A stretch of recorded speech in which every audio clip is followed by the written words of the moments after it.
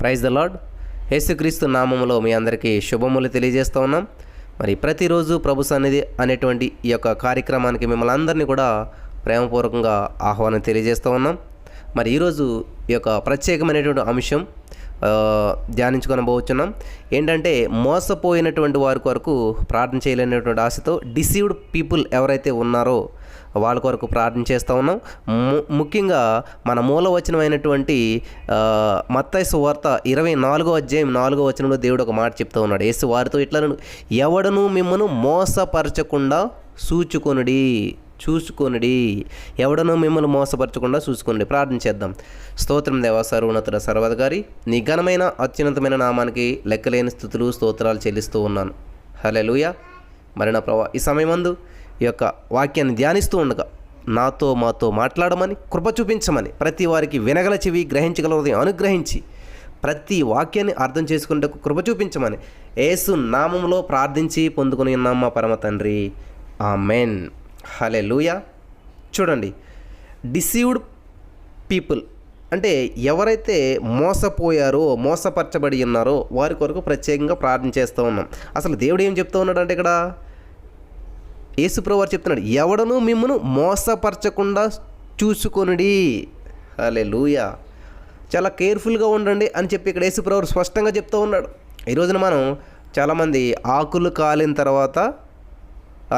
చేతులు కాలిన తర్వాత ఆకులు పట్టుకుంటే ఉపయోగం ఏముందని చెప్పి అందరూ అంటుంటుంటారు. కానీ దేవుడు చెప్తూ ఉన్నాడు, మోసపరచకుండా జాగ్రత్తగా చూసుకొనుడి. ఈ వాక్యం పెట్టిన వెంటనే అందరూ ఎలాగ అర్థం చేసుకున్నారంటే, ఒక అమ్మాయిని ఒక అబ్బాయి మోసం చేసి ఉండొచ్చు, లేకపోతే అటువంటి వారి కొరకు ప్రార్థన చేస్తూ ఉంటాం మేము, లేకపోతే ఇంకా వేరే విధాలుగా అర్థం చేసుకుంటూ ఉన్నారు. కొంతమంది డిఫరెంట్ కైండ్స్ ఆఫ్ రిక్వెస్ట్లు పెడతా ఉన్నారు. దయచేసి గమనించాలి, మనం చేస్తున్నటువంటిది దేవుని నామ మహిమార్థంగా ఉన్నట్లయితే ఖచ్చితంగా దేవుడు సహాయం చేస్తూ ఉంటాడు, దేవుడు నడిపిస్తూ ఉంటుంటాడు. మనం మోసపూరితమైనటువంటి బిజినెస్ చేస్తూ దేవుని దగ్గరకు వచ్చి, దేవా ఇది డెవలప్ చెందాలంటే ఏ విధమైనటువంటి డెవలప్మెంట్ ఉండదు. అది గమనించాలి. కాబట్టి న్యాయబద్ధమైనటువంటిది, న్యాయంగా నువ్వు నీతిగా నువ్వు మోసపోయినట్లయితే దేవుడు దానికి సహాయం చేస్తాడు. హల్లెలూయా. దేవునికి స్తోత్రం కలుగును గాక. అంతేగాని ఈ లోకంలో మనం అనుకుంటూ ఉంటుంటాం, నేను మోసపోయానండి. ఒకవేళ నువ్వు నమ్మి మోసపోయినట్లయితే ఖచ్చితంగా దేవుడు దానికి ప్రతిఫలం ఇస్తాడు. ఏ విషయంలో నువ్వు మోసపోయినా దేవుడు మనల్ని కాపాడుతాడండి, విడిపిస్తాడు. హల్లెలూయా. కాబట్టి ఇక్కడ దేవుడు చెప్తున్నాడు, ఎవడను మిమ్మల్ని మోసపరచకుండా చూచుకొనుడి, జాగ్రత్తగా ఉండండి, బీ కేర్ఫుల్ అని చెప్తున్నాడు. ఈ రోజున ప్రతి వారు కూడా నోరు తెరిస్తే, నేను చాలా మోసపోయానండి, నేను చాలా నమ్మనండి. మనుషుని నమ్ముడు కంటే యెహోవాను ఆశ్రయించిన మేలని వాక్యం ఉన్నది కదా. మరి మనుషుల మీద మనం ఎందుకు నమ్మకం పెట్టుకుంటూ ఉన్నాం, ఎందుకు మోసపోతూ ఉన్నాం? ఆలోచన చేయలే కదా.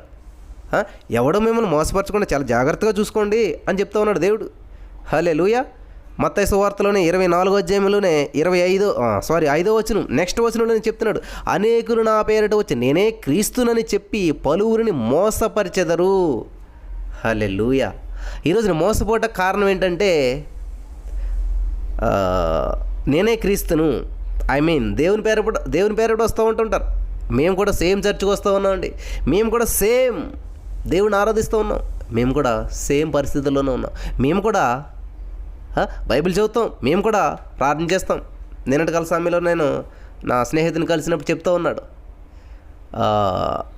వాళ్ళకి ఇచ్చిన ట్రావెల్ ఏదో ఉన్నది, సడన్గా ఒక ఫోన్ వచ్చిందంట. ఆ ఫోన్ వచ్చి, మీ పేరు ఇది కదండి, అవునంటే ఇట్లాగని చెప్పి దేవుని గురించి మాట్లాడి, దేవుని విషయాలు కొన్ని చెప్పి, మరి మీకు మేము సహాయం చేయాలనుకుంటున్నామండి, మీకున్నటువంటి వెహికల్ని ఒక చోట పెట్టినట్లయితే మీకు నెలకింత అమౌంట్ వచ్చేలా మేము చేయాలనుకుంటా ఉన్నాం, ఒక హెల్ప్ చేయాలనుకుంటా ఉన్నాం అన్నప్పుడు వాళ్ళు అన్యులైనప్పటికీ సరేలే అని చెప్పి నమ్మరు. మేము పలానా పెద్ద చర్చ్ అయినటువంటి ఆ చర్చికి వెళ్తూ ఉంటుంటాం అని అంతా చెప్పారు. సరేలే అని చెప్పి వాళ్ళు ముందుకు వెళ్ళినప్పుడు, మీకు అది కావాలంటే ముందు ఒక ప్రాసెస్ ఉంటుంది, దానికి ఇంత అమౌంట్ కట్టాలి, మీ ఫైల్స్ అన్నీ మేము పంపిస్తాం పైకి అని చెప్పి వాళ్ళు దేవుని మాటలన్నీ చెప్పి, దేవుని గురించి చెప్పినట్టు చెప్పి వీళ్ళ దగ్గర కొంత అమౌంట్ తీసుకున్నటువంటి 1 అవర్లో మొబైల్ స్విచ్ ఆఫ్ చేసి వాళ్ళు సైలెంట్ అయిపోయి మొత్తం కనపడకుండా అయిపోయారు. నా ప్రియమైనటువంటి సహోదరి స్నేహితులారా, ఈ రోజున మనం మోసం చేస్తూ ఉన్నాం. నువ్వు ఏ కొలతతో కొలుతావో అదే కొలత నీకు కొలవబడును అని దేవుని వాక్యం సెలవిస్తూ ఉంది. మరి ఈ వారం రోజులు ఇదే అంశాన్ని ధ్యానించుకుంటాం కాబట్టి బైబిల్లో ఎవరు మోసగించబడ్డారు, ఎవరు మోసం చేయబడ్డారు ఏమిటి అనేటువంటి విషయాలు మనం ముందుకు వెళ్దాం. మరి సడన్గా ఈ యొక్క విషయం నిమిత్తం ప్రార్థన చేయలేనటువంటి ఆలోచనతోటి, మరి దేవుడిచ్చినటువంటి ఆలోచనతోటి ఈ టాపిక్ తోటి ముందుకు రావడం జరిగింది. కాబట్టి మీలో చాలామంది మోసపోయినటువంటి వారు ఉన్నారు. డబ్బుల విషయంలో మోసపోయారు, ఆధ్యాత్మికంగా మోసపోయారు, శారీరకంగా మోసపోయారు, మానసికంగా మోసపోయారు, బిజినెస్లో మోసపోయారు, ఎన్నో విషయాల్లో మోసపోయినటువంటి వారు ఉంటారు. మీరు ఏ విషయంలో మోసపోయారు అనేటువంటిది మీకు తెలుసు. హల్లెలూయా, హల్లెలూయా. కానీ దేవుడు ఒకటి చెప్తా ఉన్నాడు, ఎవడను మిమ్మల్ని మోసపరచకుండా చాలా జాగ్రత్తగా ఉండండి, చూసుకోండి అన్నాడు. చూసుకోవటం అంటే ఎలా చూసుకుంటాం బ్రదర్? ఏది మోసమో ఏది మంచి ఏది ఎలా తెలుస్తుంది? అందుకే ఎఫెసీ పత్రిక 1:17 రోజు మనం చదువుతూ ఉంటుంటాం. ఎఫెసీ పత్రిక 1:17లో మనకు చక్కటి మాట, అది డైలీ ఒక ప్రేయర్ చేస్తూ ఉంటుంటాం. మా మనోనేత్రం తెరవబడాలి. ఎప్పుడు చూడగలుగుతాం? చూసుకోవటం అంటే ఏంటి? మనం కళ్ళు తెరిసే ఉన్నాం, ఆయన మోసపోతూ ఉన్నాం. ఏ కళ్ళు అండి? మనకున్నటువంటి కళ్ళుతో చూడలేక మనం మోసపోతున్నామో లేదన్నది. మనకున్నటువంటి కళ్ళుతో ఈ లోకాన్ని చూసినట్లయితే అంతా పచ్చగా కనిపిస్తూ ఉంటుంది, అంతా పరిశుద్ధంగా కనిపిస్తూ ఉంటుంది, అందరూ మంచి వాళ్ళగా కనిపిస్తూ ఉంటారు, అందరూ మనసున్న వాళ్ళగా కనిపిస్తూ ఉంటారు ఈ మనకున్న నేచురల్ ఐస్కి. హల్లెలూయా. కానీ మన మనోనేత్రం తెరవబడినప్పుడు మాత్రమే ఎవరు మోసగాళ్ళు, ఎవరు మోసగించేటువంటి వారు అనేటువంటిది దేవుడు జ్ఞానాన్ని ఇస్తాడనమాట. కాబట్టి ఏదైనా ఒక విషయంలో ముందుకు వెళ్ళేటప్పుడు ప్రార్థన చేసుకోవాలి, దేవుడిని అడగాలి, ప్రభా ఇది చేయనా లేదా అన్నప్పుడు మన మనోనేత్రాన్ని దేవుడు తెరుస్తాడు, చూపిస్తాడు వద్దు అని చెప్పి. నేను చదివానండి ఒక బిజినెస్ మ్యాన్ గురించి. చాలా పెద్ద బిజినెస్ మ్యాన్ అంట ఆయన.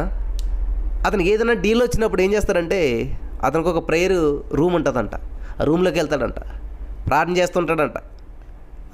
ఎంత పెద్ద బిజినెస్ అయినా ప్రార్థన చేస్తూ ఉంటాడంట ఆయన. ప్రార్థన చేసి అప్పుడు చెప్తానంటాడంట. వెళ్తాడు, ఒకరోజు చేస్తాడంట, 2 రోజులు ఉపవాసం ఉంటాడంట, 3 రోజులు ఉపవాసం. ఎప్పుడైతే జవాబు వచ్చేంతవరకు చూస్తూనే ఉంటాడంట. అట్లాగా ఆయన ఆ జవాబు వచ్చిన తర్వాత మాత్రమే దాన్ని ఎస్ ఆర్ నో చెప్తూ ఉంటాడంట. చాలా పెద్ద బిజినెస్ మ్యాన్ ఆయన, ఆ పేరు నాకు గుర్తులేదు కానీ చాలా పెద్ద బిజినెస్ మ్యాన్ అనమాట. ఆయన అలా చేస్తూ వస్తూ ఉండగా ఒకసారి ఏమైందంటే చాలా పెద్ద డీల్ వచ్చిందంట. అన్నీ అనుకూలంగా ఉన్నాయి, అన్నీ బాగున్నాయి. అతను ఆ బిజినెస్లోకి వెళ్ళాడంటే ఇంకా మొత్తం చాలా చాలా డెవలప్ అయిపోతాడు, చాలా ఉన్నతమైన స్థితికి వెళ్తాడు. ఆల్రెడీ ఉన్నతమైన స్థితిలో ఉన్నాడు, ఇంకా అతనే గొప్పవాడు అవుతాడు అనమాట. దేవుని దగ్గరికి వెళ్ళి ప్రార్థన చేస్తూ ఉంటుంటే మనస్సు పీస్ అనిపించలేదు. ఆ డీల్ నేను ఒప్పుకోను, ఇది నాకు వద్దని చెప్పి వదిలేశాడు అంటండి ఆయన. అందరూ తిట్టుకున్నారంటే ఇంత పిచ్చోళ్ళ ఉన్నాడు ఈయన అని చెప్పేసేసి. కానీ దేవుని సన్నిధిలో ప్రార్థన చేసాడు, అతనికి మనసు పీస్ అనిపించలేదు కాబట్టి వదిలేశాడు. విచిత్రం ఏంటంటే అతని జీవితంలో పెట్టిన ఏ పెట్టుబడి కూడా ఎన్నడూ లాస్ పోయినట్లు లేదు, మోసపోయినట్లు లేదంట. కారణం అతను ప్రార్థన చేయకుండా ఏ నిర్ణయం తీసుకోలేదు. మీరు ఒక అడుగు ముందుకేసి ముందు ఏ పనైనా ప్రార్థన చేసుకోండి. ఒకవేళ మోసపోయినా కూడా, లాస్ పోయినా కూడా దేవుడు తిరిగి సమకూరుస్తాడు. సమకూర్పు గురించి మనం ధ్యానించాం. ఎవరెవరు ఎలా సమకూర్చుకున్నారో, ఎవరెవరు ఎలాగా గెట్ బ్యాక్ తిరిగి సంపాదించుకున్నారో అని మనం ధ్యానం చేసాం. నా ప్రియమైనటువంటి సహోదరి స్నేహితులరా, దయచేసి గమనించండి. దేవుని ద్వారా మనం వెళ్ళినప్పుడు గాఢాంధకారపు లోయలో నేను సంచరించినను ఏ తెగులు నా గుడారమును సమీపించదు. ఎందుకని? హల్లెలూయా. మహోన్నతుని సాటున నివసించేవాడే సర్వశక్తి నీడను విశ్రమించేవాడు. కాబట్టి ఆయనతో కలిసి నడితే వెళ్తూ ఉన్నప్పుడు, ఆయన మనతో ఉన్నప్పుడు గాఢాంధకారపు లోయలో వెళ్తే మనకేమవుతుంది? ఎందుకని? ఆయన మనకి వెలుగుగా ఉంటాడు. హీజ్ లైట్ అనమాట. దేవుడు మనకి వెలుగై ఉన్నాడు కాబట్టి, ఆయన లోకానికి వెలుగునివ్వటానికి వచ్చాడు కాబట్టి, ఆయన జీవమై ఉన్నాడు కాబట్టి మరణకరమైనది ఏది మన దగ్గరికి రాదు, చీకటైంది ఏది కూడా మన దగ్గరికి రాదు. ఎందుకంటే ఆయన మనతో ఉన్నాడు. గాఢాంధకారం లోయలు కూడా వెళ్ళమని లేదు అక్కడ. గాఢాంధకారపు లోయలో సంచరించినట్టు మోసపరితమైనటువంటి పరిస్థితులు మనకు ఎదురవ్వని లేదు ఇక్కడ. మోసపూరితమైనటువంటి పరిస్థితులు కూడా వెళ్తున్నప్పటికీ దేవుడు మనకు ఉన్నాడు కాబట్టి మోసకరమైనటువంటి లోకంలో జీవిస్తూ ఉన్నాం, మోసకరమైనటువంటి మనుషుల్లో జీవిస్తూ ఉన్నాం. కానీ మోసము మన దగ్గరికి చేరకుండా దేవుడు కాపాడతాడు. దేవునికి స్తోత్రం. హల్లెలూయా. దేవునికి స్తోత్రం. ఎంత అద్భుతమైనటువంటి దేవుడు అండి మన దేవుడు. ఈరోజున చాలామంది చెప్తూ ఉంటుంటారు, చాలా నమ్మమండి, మోసపోయామండి, ఇట్లాగండి అట్లాగని చెప్తూ ఉంటుంటారు. బట్ వన్ థింగ్ నా ప్రియమైనటువంటి సహోదరి స్నేహితులరా, ఆ బిజినెస్ మ్యాన్ని నేను చదివినప్పుడు, అతని గురించి విన్నప్పుడు, జీవితంలో ఏ ఒక్క బిజినెస్లో కూడా నష్టపోయినట్టు లేదంటండి. ఎందుకంటే దేవుని దగ్గరికి వెళ్ళి ప్రార్థన చేసి, అతనికి ఎంత బిజినెస్ ఉన్నా, ఎంత ఏ స్థితి ఉన్నా కూడా ముందు ప్రార్థన చేసి పీస్ ఆఫ్ మైండ్ వచ్చిన తర్వాత మాత్రమే. ఈరోజు మనం దేవుని సన్నిధిలో ప్రార్థించడానికి సమయం ఉండదు. బిజినెస్లో బిజీ, జాబ్లో బిజీ, పనుల్లో బిజీ, అన్నీ బిజీ. ప్రార్థించడానికి సమయం ఉండదన్నమాట. అదండి, మోసపోకుండా జాగ్రత్తగా చూసుకొనుడి అంటే ఏ కళ్ళుతో చూడాలి మనం? నేచురల్ కళ్ళతో చూస్తే ఏం కనపడదు, అంత అద్భుతంగా కనిపిస్తుంది, అందరూ మంచి వాళ్ళ కనిపిస్తూ ఉంటారు, అంత ఆనందంగా కనిపిస్తూ ఉంటుంది. తర్వాత కళ్ళు తెరుచుకునేసరికి ఖాళీ చేతులు ఉంటాయి. కళ్ళు తెరుచుకునేసరికి అంతా కూడా కలాస్ అయిపోయి ఉంటుంది. కళ్ళు తెరిచేసరికి అంతా కూడా అంధకారం అయిపోయి ఉంటుంది. ఇంకా కళ్ళు తెరిచిన ఉపయోగం ఏంటి అంధకారంలోను? హల్లెలూయా, దేవునికి స్తోత్రం కలుగును గాక. ప్రియమైనటువంటి సహోదరి స్నేహితులారా,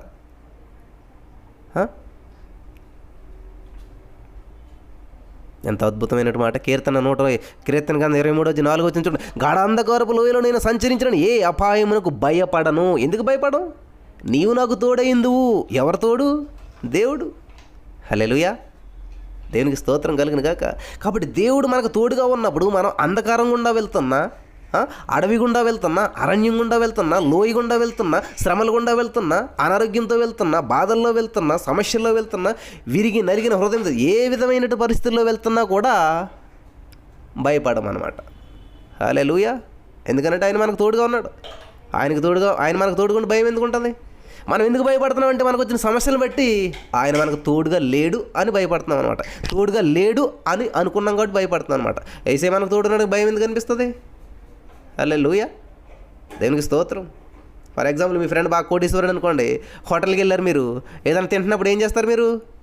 మీరు ఒంటరికి వెళ్ళినప్పుడు ఏం చేస్తారు? అమ్మో ఎంత బిల్లా ఇది అని చాలా భయపడతారు. కానీ అదే కోటీశ్వరుడు అయినటువంటి మీ స్నేహితుడు మీతోటే ఉండి వచ్చాడు అనుకోండి, అప్పుడు ఏం చేస్తారు?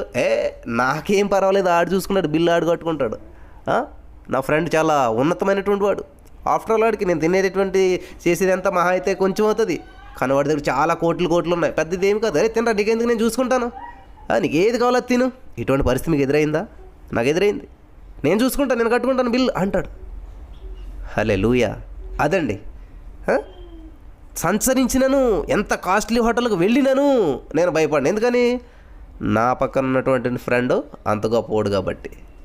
ఈరోజు యేసయ్య అంత గొప్పవాడని మీరు గుర్తించినప్పుడు మీకు విరిగి నలిగేటువంటి పరిస్థితులు వచ్చినా, హృదయం నలిగేటువంటి పరిస్థితులు వచ్చినా, నలిగిపోయేటువంటి పరిస్థితులు వచ్చినా, ఇరుక్కున్నటువంటి పరిస్థితులు వచ్చినా, మోసపోయేటువంటి పరిస్థితులు వచ్చినా భయపడరు. కింద పడేటువంటి పరిస్థితులు వచ్చినా భయపడరు. హల్లెలూయా.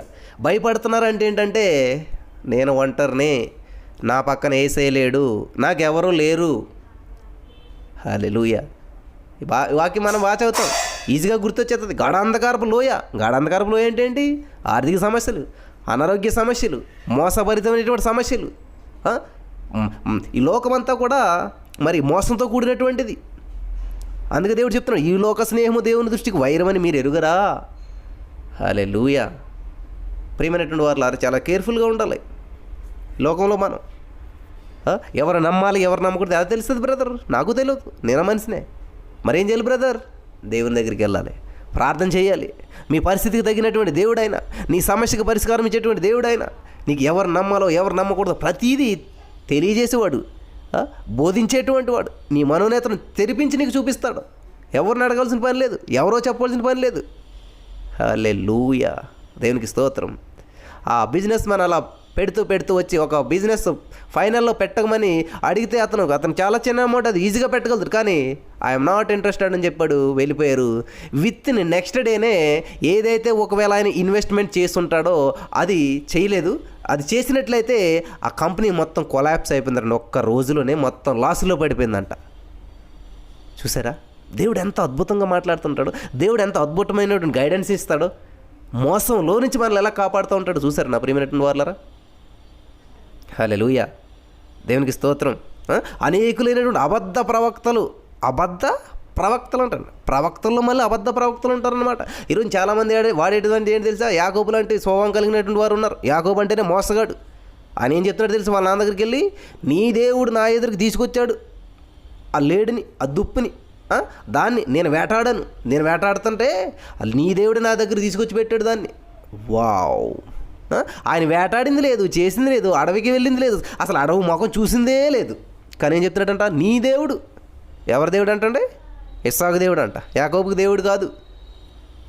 నీ దేవుడు నాకు తెచ్చాడు. కాబట్టి ప్రతి వాళ్ళు వాడేటువంటి మాట ఏంటంటే ఈ రోజున దేవుడు నాతో చెప్పాడు, దేవుడు చూపించాడు, దేవుడు చేశాడు.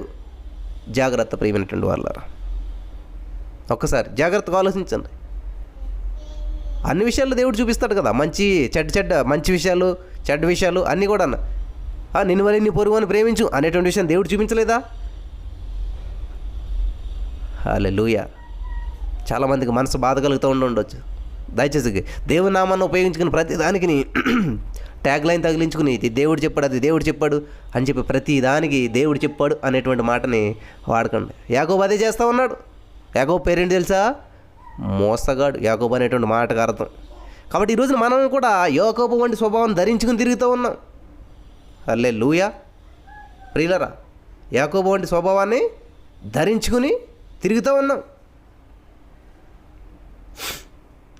దేవుని పేరుని వాడుకుని మనం ఏం చేస్తున్నామంట? మోసగించబడుతున్నాం. మోసం చేయడం లేదని, మోసం చేసేస్తున్నాం వాళ్ళని అనుకుంటా ఉన్నారు చాలామంది. లేదు, మనమే మోసగించబడుతూ ఉన్నాం. అనేకులైనటువంటి మత్తయి సువార్త 24:11 ఉందని, అనేకైన అబద్ధ ప్రవక్తలు వచ్చి పలువురిని మోసపరిచెదరు. హల్లెలూయా, దేవునికి స్తోత్రం. కాబట్టి చాలా కేర్ఫుల్గా ఉండాలండి. దేవుని వాక్యాన్ని వింటున్నప్పుడు, దేవుని వాక్యాన్ని ఎత్తిబట్టి మాట్లాడుతున్నప్పుడు, దేవుని వాక్యంతో మాట్లాడుతుంటారు చాలామంది. రెఫరెన్స్లో ఉపయోగించి మాట్లాడుతుంటారు, బైబిల్లోంచి మాట్లాడుతుంటుంటారు. అదే జరిగింది రాత్రి నా స్నేహితుడి విషయంలో. బైబిల్ విషయాలు చెప్పి, బైబిల్ మాటలు చెప్పి డబ్బులు దోసుకునేటువంటి మోసపూరితమైనటువంటి ప్రజలు ఈ లోకంలో ఉన్నారు. కాబట్టి ఈ లోక స్నేహము దేవునితో వైరము, లోకమునైనను లోకాసునైనను ప్రేమించడం గతించిపోతాయి అని దేవుని వాక్యం సెలవిస్తూ ఉంది. హల్లెలూయా, దేవునికి స్తోత్రం. ప్రియమైనటువంటి సహోదరి స్నేహితులారా, మీరు లోకాన్ని ప్రేమిస్తూ ఉన్నారా? లోక స్నేహాన్ని ప్రేమిస్తూ ఉన్నారా? లోకంలో ఉన్నటువంటి వ్యక్తులను ప్రేమిస్తూ ఉన్నారా? లోకంలో ఉన్నటువంటి మరి సిరి సంపదలను, భోగభాగ్యాలను ప్రేమిస్తూ ఉన్నారా? ఏది కూడా అది మనకి అక్కడికి రాదన్న, మన వెంట రాదు. హల్లెలూయా. ఆ విషయం అందరికీ తెలుసు. ఏది శాశ్వతం కాదు అంటుంటారు, కానీ వాటి కొరకే సమయాన్ని అంతా వృధా చేస్తూ ఉంటుంటాం. హల్లెలూయా. మోసపోయిన తర్వాత అయ్యో మోసపోయామంటారు, అంతవరకు అసలు ఎవరికి చెప్పమాట. హల్లెలూయా. ప్రియమైనటువంటి వారులారా, దయచేసి గమనించండి. ఈ లోక స్నేహం దేవుని దృష్టికి వైరం, కానీ లోకంతోనే స్నేహం చేస్తూ ఉంటుంటాం. హల్లెలూయా. Thank you Jesus. వందనాలు యేసయ్యా. హల్లెలూయా. ఇక్కడ మత్తయి సువార్త 24:24లో మాట ఉంది, అబద్ధపు క్రీస్తులను, అబద్ధపు ప్రవక్తలను వచ్చి సాధ్యమైతే ఏర్పరచబడిన వారిని సహితం మోసపరచుడికై గొప్ప సూచక క్రియలను, మహత్కార్యములను కనపరచెదరు. హల్లెలూయా. ఏం చేస్తారంటండి? సూచక్రియలు, అద్భుతాలు. అబద్ధపు క్రీస్తులు అంటండి, దేవుడి పేరు పెట్టేసుకుంటారు చాలామంది ఈ రోజున. కాబట్టి ఈ లోకంలో మనం జీవించాలి. కానీ ప్రియులరా, ఒక పడవ ఉన్నదనుకోండి, అది ఈ యొక్క గోదావరిలో ఈ ధర నుంచి ఆ ధరికి వెళ్ళాలంటే ఖచ్చితంగా నీటిలో వెళ్ళాలి. కానీ నీరు మాత్రం నీటిలో పడవ వెళ్ళాలి, కానీ ఆ పడవలోకి నీరు రాకూడదు. ఆ నీటిలో పడవ వెళ్తే ప్రయాణం, పడవలోనికి నీరు వెళ్తే ప్రమాదం. గమనించాలి ప్రియమైనటువంటి వారులారా. ఏంటంటే పడవ నీటి మీద వెళితే ఏంటది? ప్రయాణం బాగుంటుంది.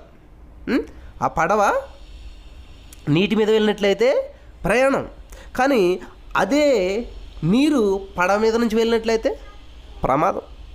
కాబట్టి ఈ లోకంలో మనం ప్రయాణం చేయాలి, తప్పదు. కానీ ఒక్కోసారి చూడండి, పడవలోకి కొన్ని నీళ్ళు వచ్చి పడుతుంటుంటాయి. అప్పుడు ఏం చేస్తారు? కొంతమంది జాగ్రత్తగానే వాళ్ళు పడవ నడిపేటువంటి వారు చిన్న డొక్కు ఇచ్చి నెమ్మదిగా ఆ పడవనంతటిని కూడా ఆ పడవలో నీటిని అంతా నెమ్మదిగా తీసి బయటకు పడేస్తారు, మళ్ళీ దాంట్లో పడేస్తుంటుంటారు. పొరపాటున వస్తుంటుంటాయి 2-3 చుక్కలు, లేకపోతే ఒక చిన్న టబ్ వాటర్ అలాగే వస్తుంటుంది. నేను చిన్నతనంలో ప్రయాణం చేసేటప్పుడు చూసేవాడనమాట. ఆ చిన్న దాంతో తోడేసి బయటకు వేస్తుంటారు అనమాట. అలా లేదంటే సరేలే అని వదిలేస్తే ఆ చుక్క కాస్త మొత్తం పడవను ముంచేస్తాయి, మోసం చేస్తాయి అన్నమాట. హల్లెలూయా. ఈ మోసపూరితమైనటువంటి లోకంలోనికి లాగేసుకుంటుంది అనమాట పడవను మొత్తం. కాబట్టి ఈ లోకం అనేటువంటి దానిలోనూ మన జీవితం అనేటువంటి ప్రయాణం ముందుకు వెళ్తూ ఉన్నప్పుడు ఆ ఆ పాపంలోనే ప్రయాణం చేయాలి, ఈ పాపలోకంలోనే ప్రయాణం చేయాలి, పాపపు భూయిష్టమైనటువంటి పరిస్థితులు గుండానే వెళ్తూ ఉండాలి. ఈ లోక స్నేహం దేవునితో వైరం అన్నారు, వైరమైనది కాదు బ్రదర్. అయితే నేను లోకంతో ఎవరితో మాట్లాడను. వీళ్ళంతా అన్యులు. కిరాణా షాప్ దగ్గరికి వెళ్తే అన్యులు, బట్టల షాప్ దగ్గరికి వెళ్తే అన్యులు, పాల షాప్ దగ్గరికి వెళ్తే అన్యులు, చుట్టుపక్కల అంతా కూడా అన్యులే ఉన్నారు. కాబట్టి నేను ఎవరితో మాట్లాడను, నేను ఎవరితో స్నేహం చేయను. ప్రియులారా, అర్థం చేసుకోవాల్సిన విషయం ఏంటంటే స్నేహము వేరు, ప్రయాణం వేరు. ఇప్పుడు పడవ ఏం చేస్తూ ఉంది? ప్రయాణం చేస్తూ ఉంది నీటిలోను, స్నేహం చేయట్లేదు. స్నేహం చేసిందైతే ఏం చేస్తుంది? నీటితోటి చక్కగా హగ్ చేసుకుంటుంది. పడవ నీటిని హగ్ చేసుకుంటుంది, నెమ్మదిగా మునుగుతుంది, కలిసిపోతుంది, లైమ్ అయిపోతుంది, మాయమైపోతుంది, అడ్రస్ ఉంటుంది. హల్లెలూయా. అదండి స్నేహం అంటేనే. అమ్మా మీకు అందరికి అర్థమవుతుందని అచ్చ తెలుగులో అర్థమయ్యే విధంగా చెప్తున్నాను, దయచేసి అర్థం చేసుకోవాలి ప్రతి వారు కూడా. ఎప్పుడు మోసపోతామంటే మనం లోకంతో స్నేహం చేసినప్పుడు మోసపోతుంటుంటాం, లోకంతో నడుస్తున్నప్పుడు, లోకంలో కలిసిపోయినప్పుడు మోసపోతుంటుంటాం. అంతేగాని ఇహలోక మాలిన్యము తన కంటకుండా చూసుకుని వాడే నిజమైనటువంటి భక్తి అంట. నిజమైన భక్తి ఏదనగానే ఉంటుంది అనమాట. విధవలను పరామర్శించటయు, ప్రతి వారితో జాగ్రత్తగా ఉండేటు, ఇహలోక మాలిన్యం తన కంటకుండా చూసుకుని వాడు ధన్యుడు అని దేవుని వాక్యం సెలవిస్తుంది. ఇహలోక మాలిన్యము తన కంటకుండా చూసుకోవాలి. అందుకే చెప్తున్నాడు దేవుడు. నేనే క్రీస్తు అని చెప్పి మిమ్మల్ని పలువురు మోసపరుస్తారు, ఎవడన్నా మిమ్మల్ని మోసపరచకుండా జాగ్రత్తగా చూసుకోనండి అని చెప్తూ ఉన్నాడు. మన నేత్రం తెరవబడినప్పుడు మాత్రం చూసుకోగలుగుతాం. కాబట్టి పడవ నీటితో ఏం చేస్తూ ఉంది? పడవ నీటిపై ప్రయాణం చేస్తుంది, కానీ నీటితో స్నేహం చేయట్లేదు.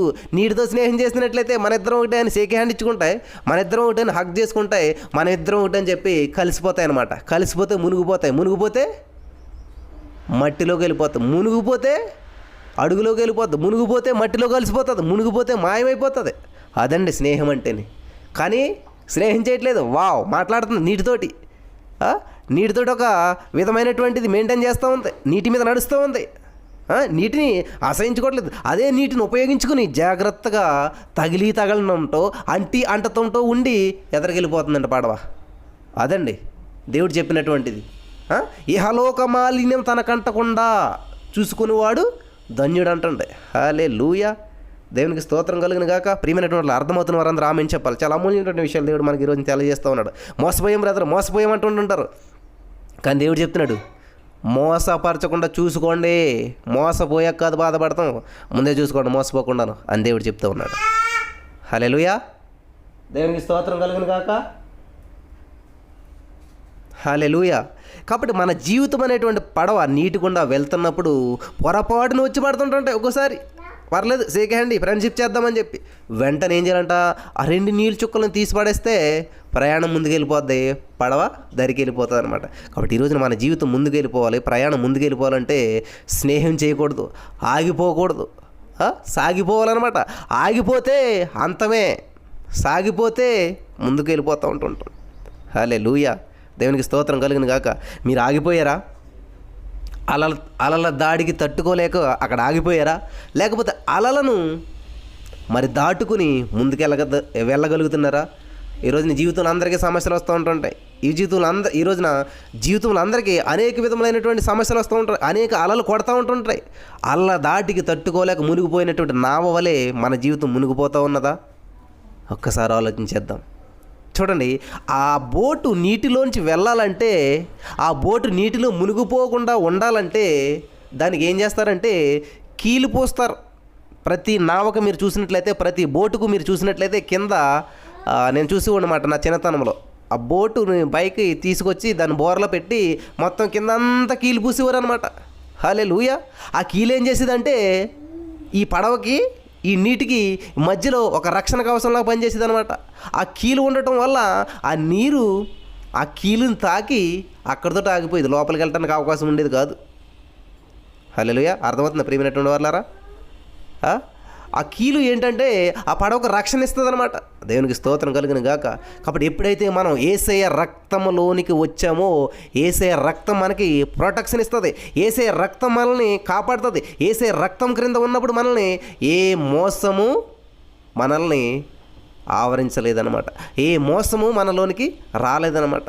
కాబట్టి ఆ పడవకున్నటువంటి ఆ కీలు ఆ తారు లాంటిది నల్లది ఏదైతే ఉంటుందో అదేం చేస్తుందంట, ఆ నీటిని ఆ చెక్కకు తాకకుండా, ఆ పడవ లోనికి వెళ్లకుండా, ఆ పడవకు మరి ఏ విధమైనటువంటి హాని చేయకుండా ఈ కీలు అనేటువంటిది కాపాడుతూ ఉంటుంది. ఒక్కోసారి కీలు ఏమన్నా అవుతుంటే మళ్ళీ ఆ పడవను ఒడ్డుకి తీసుకొచ్చి మళ్ళీ కీలు బాగా పూసి అప్పుడు మాత్రమే దాన్ని నీటిలోకి వెళ్ళనిస్తారు. కీలిపోయినటువంటి ఏ పడవైనా కూడా నీటిలో వెళ్ళిందంటే వెళ్ళినటువంటి కొన్ని నిమిషాల్లోనే మునిగిపోతుంది. ఫ్రెండ్షిప్ ఏర్పడిపోతుంది. నీటిలోకి వెళ్ళినటువంటి చెక్క ఏమవుతుందంటే తడిసిపోతుంది. తడిసిపోయినటువంటి చెక్క ఏమవుతుందంటే మునిగిపోతుంది. హల్లెలూయా.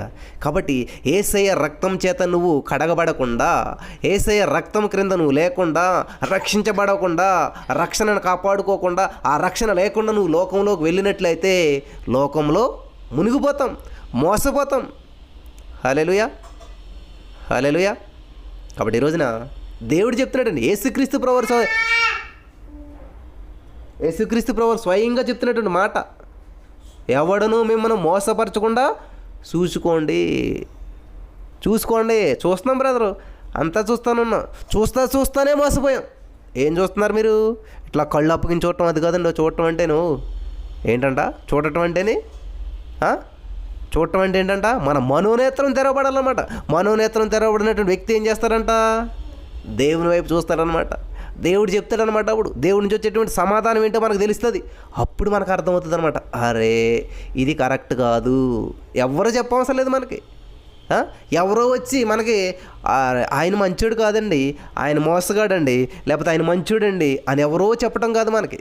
దేవుడు మనకే చూపిస్తాడనమాట. మన మనోనేత్రం తెరవబడినప్పుడు ఆ వ్యక్తుల్ని రీడ్ చేయగలిగినటువంటి కెపాసిటీని దేవుడు మనకిస్తాడు. హల్లెలూయా. మరి ఆ బిజినెస్ మ్యాన్ గురించి మీకు చెప్పాను, ఆయన పేరు నాకు గుర్తులేదు, కానీ ఆయన జీవితంలో ఏది కూడా మోసపోలేదంట, లాస్ పోలేదంట. ఎందుకనంటే ఆయన ఏ పరిస్థితి గుండా నడిచినను దేవుడు ఆయనకి తోడై ఉన్నాడు. దేవునికి మొదటి ప్రాధాన్యతనిచ్చాడు, దేవునికి ఇంపార్టెన్స్ ఇచ్చాడు. హల్లెలూయా, దేవునికి స్తోత్రం. ఎవడను మిమ్మల్ని మోసపరచకుండా చూసుకొనిడి అని ఇక్కడ దేవుని వాక్యం సెలవిస్తూ ఉందన్నమాట. కాబట్టి అనేక మంది వస్తారు, దేవుని పేరట వస్తూ ఉంటుంటారట, దేవుని మాట చెప్తూ ఉంటుంటారట, అయినా కూడా నమ్మటానికి వీలేదనమాట. అనేకమైనటువంటి అబద్ధ ప్రవక్తలు వచ్చి ఏం చేస్తారంటే పలువురిని మోసపరిచెదరు. హల్లెలూయా, దేవునికి స్తోత్రం కలుగును గాక. హల్లెలూయా. గొప్ప సూచక్రియలు, అద్భుతాలు చేస్తూ ఉంటుంటారంట. హల్లెలూయా, దేవునికి స్తోత్రం కలుగును గాక. కాబట్టి నా ప్రియమైనటువంటి సహోదరి స్నేహితులారా, దేవుడు చెప్తా ఉన్నాడు, మార్కు సువార్త 10వ అధ్యాయం 19వ వచనం చూసినట్లయితే, నరహత్య చేయవద్దు, వ్యభిచరింపవద్దు, దొంగిలించవద్దు, అబద్ధ సాక్ష్యం పలకవద్దు, మోసపుచ్చవద్దు, నీ తల్లిదండ్రులను సన్మానింపు అని ఆజ్ఞలను నీకు తెలియను కదా అని అతనితో చెప్తా ఉన్నాడు.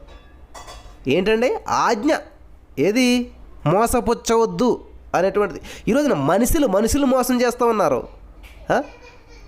అన్న తమ్ముడిని మోసం చేస్తున్నాడు, తల్లి తండ్రిని మోసం చేస్తూ ఉన్నారు, తల్లిదండ్రులు పిల్లల్ని మోసం చేస్తున్నారు, పిల్లలు తల్లిదండ్రులు మోసం చేస్తూ ఉన్నారు, భార్య భర్తను మోసం చేస్తూ ఉంది. ఎక్కడ చూసినా కూడా మోసం. పైకి క్రిస్టియన్స్ అందరూ దేవునికి కలిగినటువంటి వారు, చర్చికి వెళ్తున్నటువంటి వారు, కానీ మోసం. చూసారా? ఏంటంటే మోసపుచ్చవద్దు. ఏంటి? ఇవన్నీ కూడా ఆజ్ఞలు. మీకు తెలియను కదా, మీకు తెలుసు కదా ఇదంతా కూడా. మోసపుచ్చడం అనేటువంటిది తప్పు. మోసపుచ్చవద్దని చెప్పాడు దేవుడు, ఒక ఆజ్ఞ ఇచ్చాడండి. ఏంటంటే ఒక మాట చెప్పట్లేదు, ఒక ఆజ్ఞ ఇచ్చాడు దేవుడు. హల్లెలూయా. మోసపుచ్చవద్దు, ఆజ్ఞ అతిక్రమమే మహాపాపం అంటాడు. ఏంటంటే మామూలు పాపం కాదు, ఆజ్ఞ అతిక్రమమే మహాపాపం. ఈరోజున మోసం చేసినటువంటి పరిస్థితుల్లో మనం మోసగించబడినటువంటి వారంగా ఉన్నామా, లేకపోతే మనమే మోసం చేసేటువంటి వారిగా ఉన్నామా? ఒక్కసారి ఆలోచించేయండి. చాలామంది అనుకుంటుంటారు, మేము మోసం చేసేస్తున్నాము, మేము సంపాదించేస్తా ఉన్నాం. నీతితో కూడింది కొంచెమే చాలంటున్నా. అన్యాయం చేత కూడిన గొప్ప వచ్చుబడి కంటే నీతితో కూడింది కొంచెమే చాలని బైబిల్ గ్రంథం సెలవిస్తూ ఉంది. మరి మోసం చేసి సంపాదిస్తూ ఉన్నారా, లేక మీరు మోసగించబడతా ఉన్నారా? గమనించాలి ప్రియమైనటువంటి. ఎప్పుడు మోసగించబడతామంటే ఈ లోకంతో స్నేహం చేసినప్పుడు, మన కళ్ళు నెత్తికెక్కినప్పుడు, దేవునికి అవకాశం ఇవ్వనప్పుడు. అప్పుడు చాలామంది పిల్లలు చూడండి, యవనస్తులు చాలా విధాలుగా మోసపోతూ ఉంటుంటారు. అమ్మా అని చెప్పి తల్లిదండ్రులు చెప్పినటువంటి తల్లిదండ్రుల మాట వినకుండా సొంత నిర్ణయాలు తీసుకుని ముందుకెళ్తున్నప్పుడు మోసపోతుంటారు. అప్పుడు బాధపడతారు, అయ్యో అని చెప్పి. తల్లిదండ్రులు అంటే ఎవరో కాదమ్మా, దేవుడు. దేవుడు మనల్ని గైడెన్స్ చేస్తూ ఉంటుంటాడు. నాన్న ఇది కరెక్ట్ కాదు, అది కాదని మన తల్లిదండ్రులు ఎలాగైతే గైడెన్స్ ఇస్తూ ఉంటుంటారో, అమ్మ జాగ్రత్తగా ఉండాలి, ఈ మనుషులతో జాగ్రత్తగా ఉండాలి, వాళ్ళతో జాగ్రత్తగా ఉండాలని చెప్పి మనకి తల్లిదండ్రులు గైడెన్స్ ఇస్తూ ఉంటారు. అలాగే యేసుక్రీస్తు ప్రభువారు, అలాగే దేవుడు మనకి బైబిల్ ద్వారా అనేక సూచనలు, అనేకమైనటువంటి జాగ్రత్తలు చెప్తూ ఉంటుంటాడు. చెప్తున్నాడు కదా ఇక్కడ, మోసపోకుండా జాగ్రత్తగా చూసుకోండి అని చెప్తా ఉన్నాడు. ఎలా చూసుకుంటాం? ఎడం పక్క, కుడి పక్క, పైగా, కిందగా. హల్లెలూయా. మనోనేత్రం తెరవబడితే అన్ని వైపులకు చూడగలుగుతాం. 360 degrees తిరుగుతుందండి మనోనేత్రం తెరవబడితే.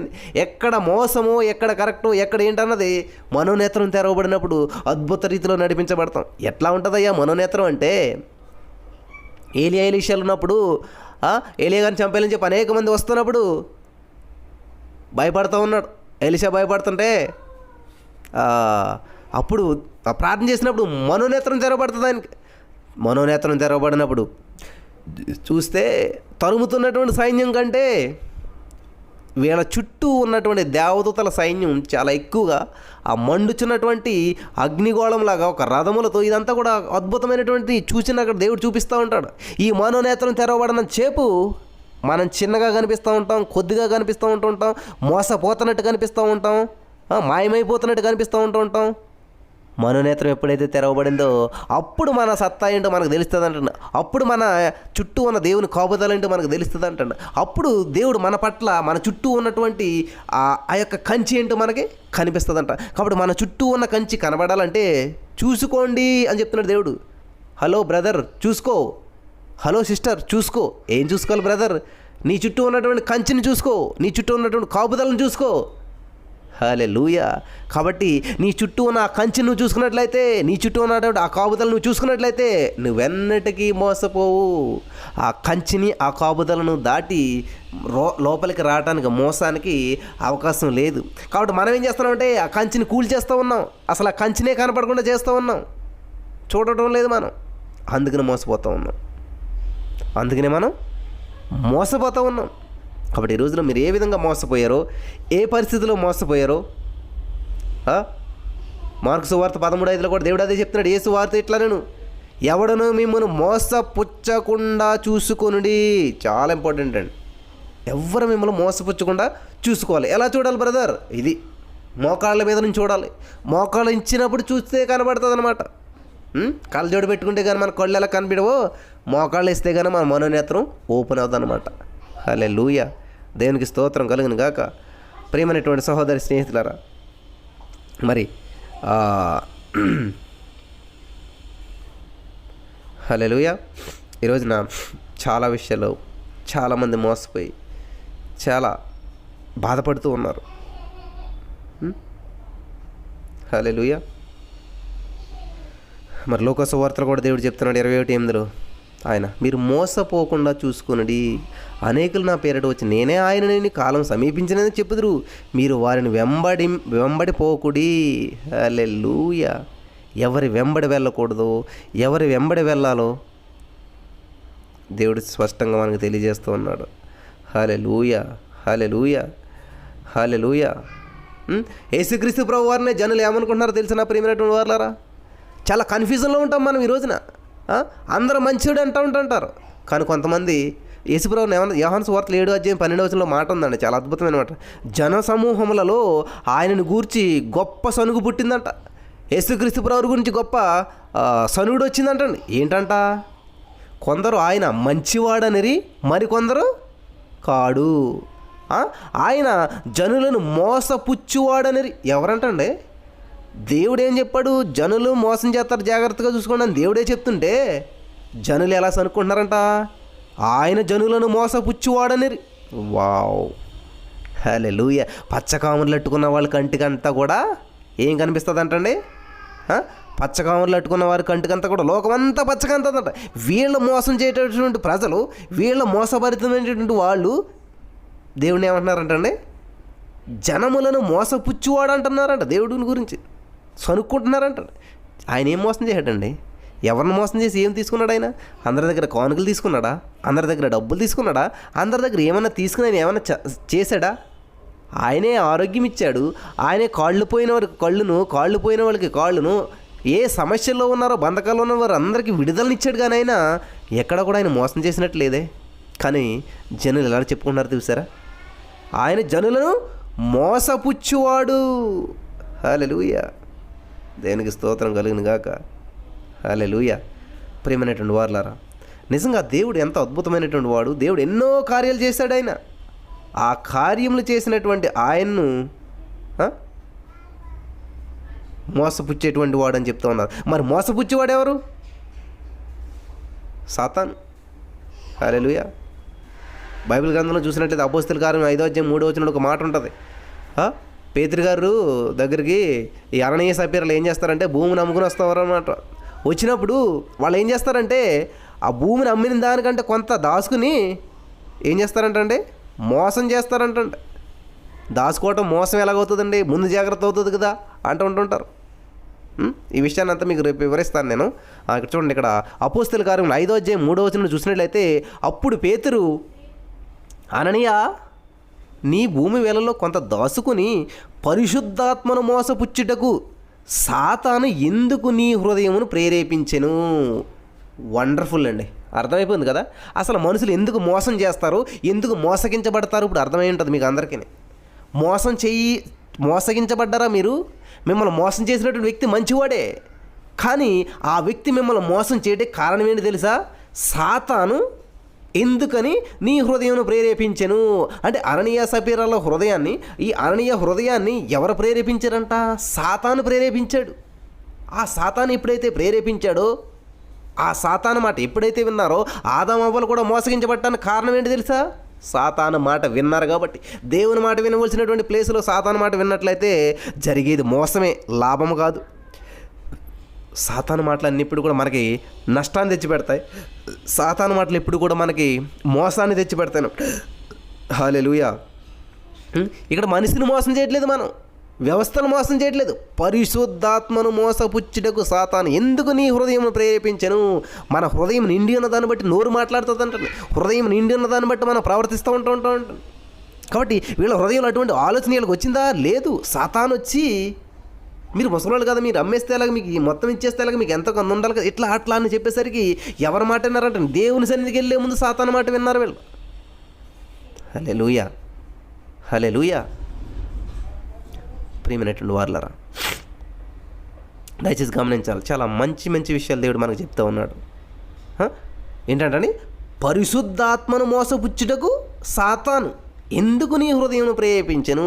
కాబట్టి మనుషులు మోసం చేస్తూ ఉన్నారు అంటే కారణం ఏంటంటే సాతాను ఏం చేస్తున్నాడంటే హృదయాన్ని ప్రేరేపిస్తాడంటే. కాబట్టి హృదయం అంతా కూడా దేవుడు అడుగుతున్నాడు, నీ హృదయం నాకు ఇయ్యి.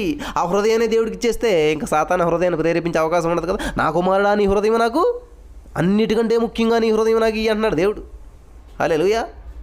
119 కీర్తన 11వ వచనం, నా దేవా నీ ఎదుట నేను పాపం చేయకుండానట్లు, మోసం చేయకుండానట్లు నా హృదయంలో నీ వాక్యము ఉంచుకొని ఉన్నాను. హల్లెలూయా.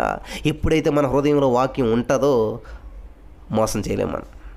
ఎప్పుడైతే వాక్యం మన హృదయంలో పనిచేస్తూ ఉంటుందో మనం హృదయం కంట్రోల్లో ఉంటుంది. మన హృదయం వాక్యంతో నింపబడి ఉంటుంది. మన హృదయం వెలుగు చేత నింపబడి ఉంటుంది. అప్పుడు చీకటికి తావు ఉండదు కదండి, మోసానికి తావు ఉండదు కదండి. ఎప్పుడైతే వెలుగు ఉన్నదో అక్కడ వెలుగుతో చీకటికి ఏమో పని కదా. కాబట్టి వెలుగు సంబంధమైనటువంటి మన హృదయం వెలిగింపబడినప్పుడు సాతాను అక్కడ ఎందుకు వస్తాడు? సాతాను వచ్చేటువంటి అవకాశం ఉంటుందా?